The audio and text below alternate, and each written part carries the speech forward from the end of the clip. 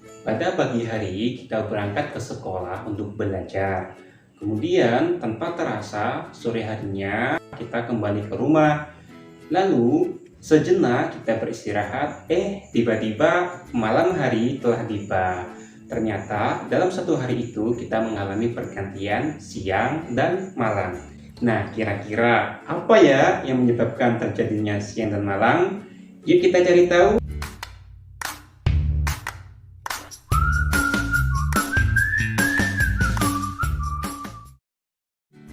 Bumi yang kita pijaki ini ternyata melakukan gerak rotasi. Apa itu gerak rotasi? Gerak rotasi adalah bumi yang kita pijaki ini berputar berdasarkan porosnya. Nah, itulah yang dinamakan dengan rotasi.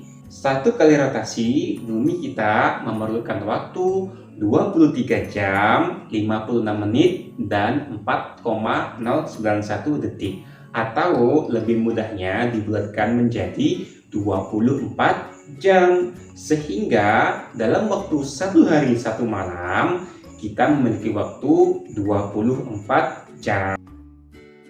Ada beberapa peristiwa yang diakibatkan oleh gerak tersebut. Kira-kira apa saja ya? Ya, betul sekali. Yang pertama adalah terjadinya siang dan malam. Nah, kita tentunya bisa mengatakan kalau hari itu siang karena ada matahari.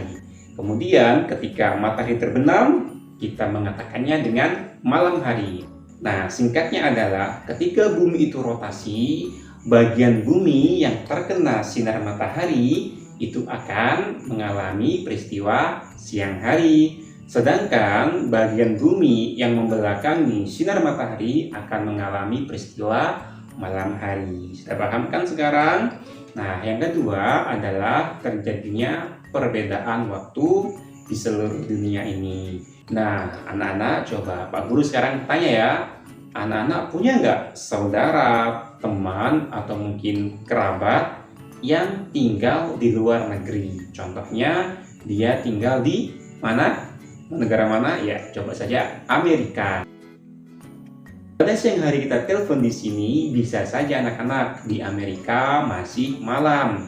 Atau ternyata ada perbedaan waktu antara di Indonesia dan di Amerika. Kemudian peristiwa yang ketiga adalah terjadinya gerak semu harian matahari. Nah, apa itu gerak semu harian matahari?